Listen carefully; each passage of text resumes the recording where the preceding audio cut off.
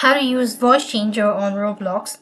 Hi everybody, welcome back to our channel. In this video, I'll be showing you the procedure on how can you use voice changer on Roblox. Do it so you have to follow the steps. First of all, you want to launch open Roblox and go to the gear icon.